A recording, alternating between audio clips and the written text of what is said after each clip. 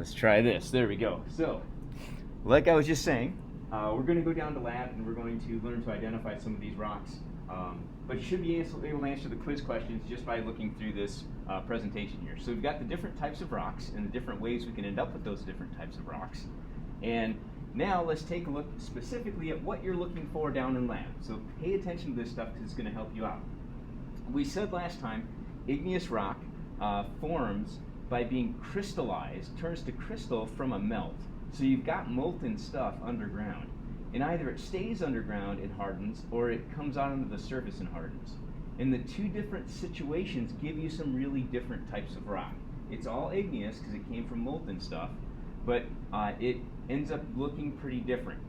Sometimes we say that these things have an interlocking structure because the minerals that make them up, like in this granite over here, the crystals grew like right up into each other. Like they're kind of interlocked together. That's different than bits of sand or something kind of stuck together with cement. These are like the crystals grew into each other.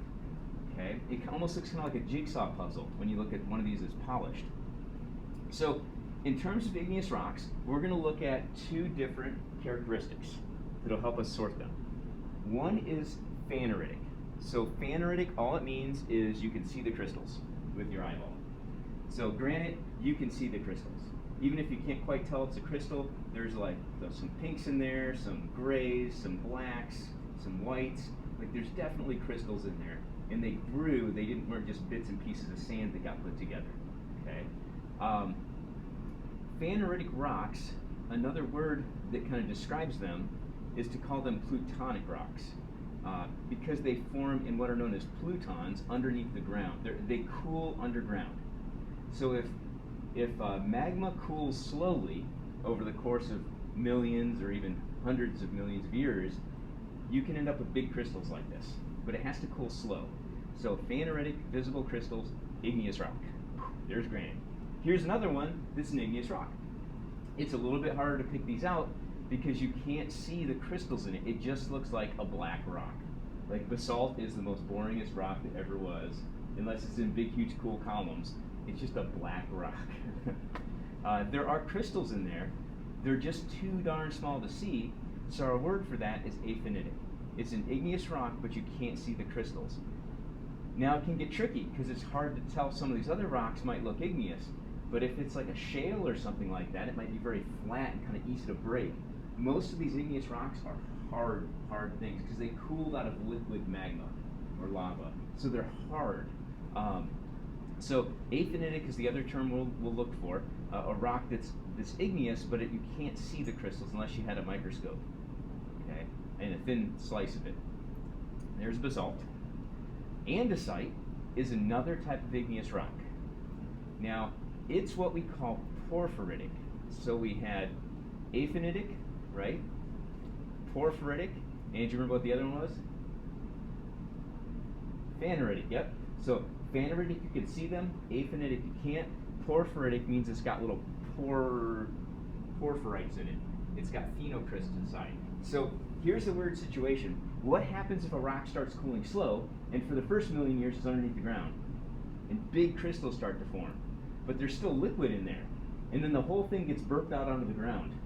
It's got big crystal chunks in it, and then it cools quick around it. So you get a rock that's got both. So that's what porphyritic means. It means you've got some bigger crystals you can see, and then this whiter ground mass around it that you can't tell there's crystals there or not. It's kind of like the last one we looked at that was just dark without crystals. Okay, so that's porphyritic. And then the last one here, there might be one more. Another type of texture for igneous rocks is glassy. What happens if you cool the thing so fast, no crystals form at all? Then we get obsidian like we showed the other day. And it's literally a volcanic glass. Okay, so if you cool it fast enough, there's not even microscopic crystals. It's just glass. Okay, and there's a couple that are glass. Yeah? If you make like a glass pane with obsidian? You could totally like slice a really thin section and it would be essentially glass, but it's not, you wouldn't be able to see through it like you could see through glass. I just want to have a glass. You could do that with like some really clear quartz. You could slice quartz clear enough you could see through it.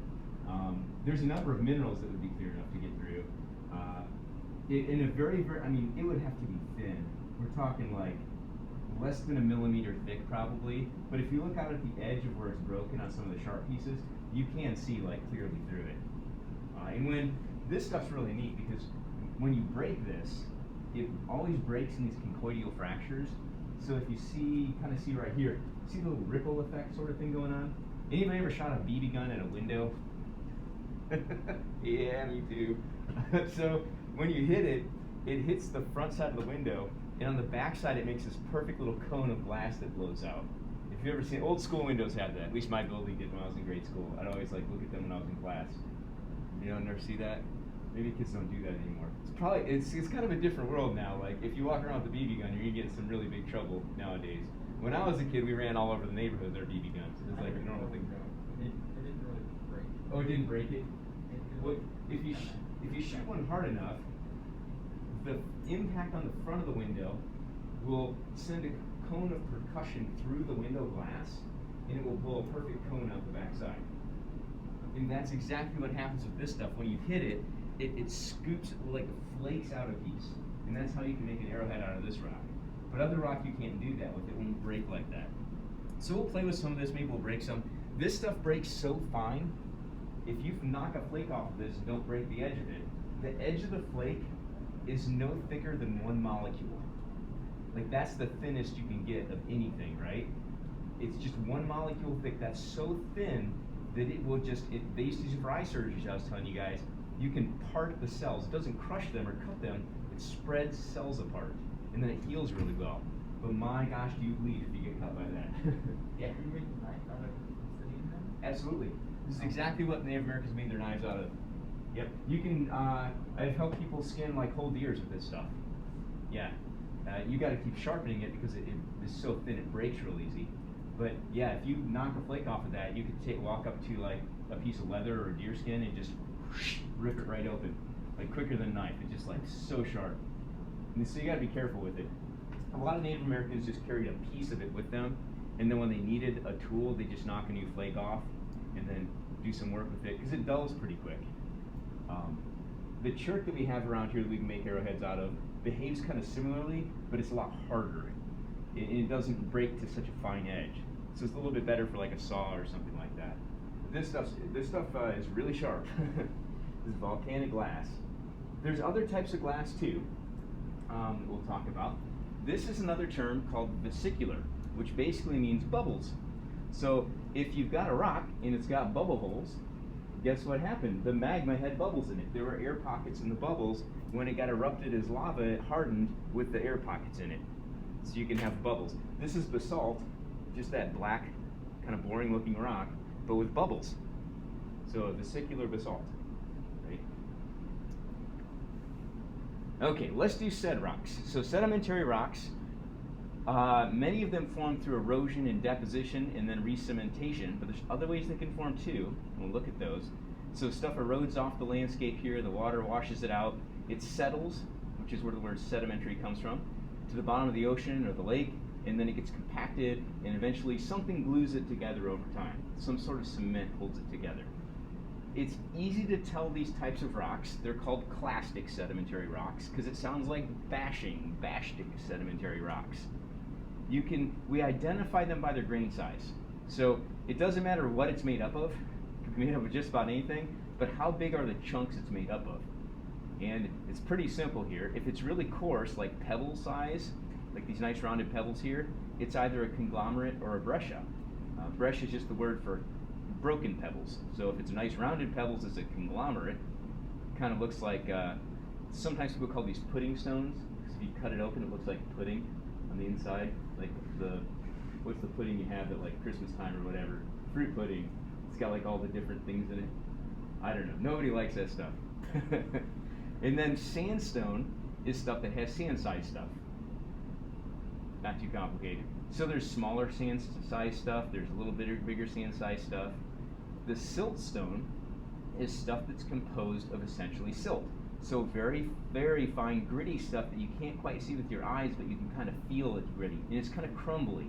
It's not going to be hard like some of these other igneous rocks. And then a clay that hardens will make a shale. So if you get compacted clay over time, you can end up with this very flat-looking stuff called shale. Usually it's black, but it can be brown, it can be orange, it can be red, it can be all kinds of colors. In fact, color is not a super useful thing for identifying rocks. But these are the clastic sedimentary rocks. Did I not put the other ones on there? I guess I didn't put the other ones on. I didn't put the chemical sedimentary rocks on there. We'll work on those later. Metamorphic rocks. The metamorphic rocks are the ones that have been squished and cooked. And there's really two locations that they form. So one is when this mountain is forming up here, when this is being crushed together, you can have metamorphism happening. In other words, the rocks squish and push together and heat up. And it's not really shown in this picture very well at all. But this rock in here could be metamorphosed just because the pressure is bending it, folding it, and squishing it. The other way it forms is through contact. So if there's magma under the ground, maybe it's going to erupt. The outside of the magma chamber, that's rock.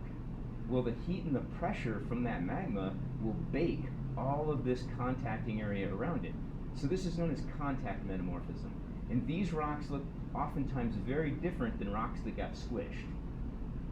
But metamorphic rocks are really interesting looking. So different things cause this. The mountain building is what causes the folding.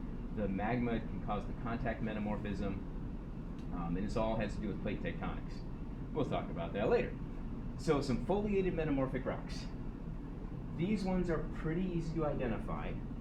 The only thing you might confuse it with is sedimentary rocks. Sedimentary rocks form in layers usually because they get settled. This stuff can kind of look layery, but if you look close, it's not so much of a layer as it's a band. There's bands of crystals that have like crystallized, and sometimes it's even folded. You'll see folds in the bands, and that can be really helpful too. There might be a picture of that on the quiz. It's oftentimes they can look kind of almost layered, like a sedimentary rock would. One thing that's really noticeable though is they're kind of shimmery. We call that schistosity. Geology has the weirdest words.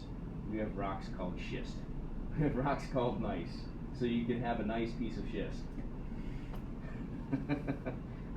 So gneiss looks like this, schist looks like this. Here's a phyllite. They're similar in a lot of ways. One way is that they've got this sort of shiny appearance, and sometimes they're banded. The shininess is from a mineral we're going to learn about called mica. And you can build a window out of that. The Eskimo do, or the Inuit used to do that. A real thin, it'll split into really large, thin sheets, and you can put it right in your igloo and see out of the thing. Yeah. So we'll play with some of that stuff down in lab. But these things have a very distinctive appearance. The non-foliated ones, you just kind of have to learn those because they look like some of the other rocks. Okay, so we're going to go down to lab. We're going to learn some of these, and then we'll do a little quiz over it. Cool. So go ahead and grab your, let me stop this.